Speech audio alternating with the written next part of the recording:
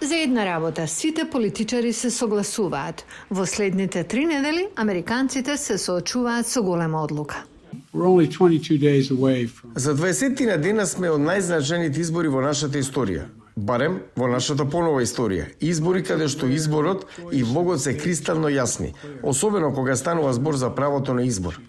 Анкетите го рангираат прашањето за абортус високо на кратката листа на тоа што ги мотивира гласачите да излезат на гласачките места во ноември, за да пополнат 470 места во представничкиот дом и во Сенатот.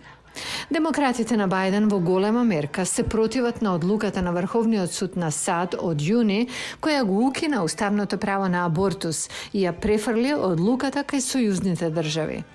Бајден рече дека ако демократите освојат мнозинство, тој ќе поддржи легислатива што ќе го внесе правото на абортус во федерален закон. Републиканците главно се за ограничен или никаков пристап до абортус. Ќе работиме да заштитиме што повеќе животи. Дури ако државата дозволи абортус во блиска иднина, ќе го отежнеме патот за жените да абортираат, дури да можат. Ова прашање е фокуси на некои од клучните кампањи, како што е тесната трка за Сенатот во Џорџија. По прашањето за абортус, јас сум христијанин. Верувам во животот. Им велам на луѓето. Џорџија е држава која го почитува животот.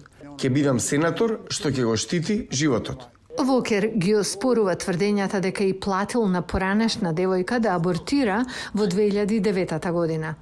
Анкетите покажуваат дека околу 2/3 од американците поддржуваат пристап до абортус, но не се знае дали тоа ќе влијае на изборите. Ова е прашање вредно $1.000.000. Минатото лето абортусот беше жешка политичка тема за демократите. Се чини дека тоа ги мотивира демократските гласачи.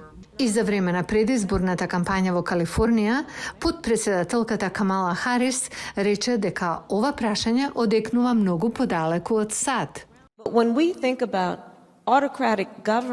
Помислите на автократските влади ширум светот кои се охрабрени да кажат еве како САД ги почитуваат правата.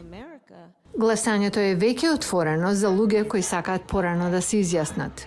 Новоизбраните членови на Конгресот ќе имаат моќ да ја обликуваат политиката за абортус во годините што доаѓаат.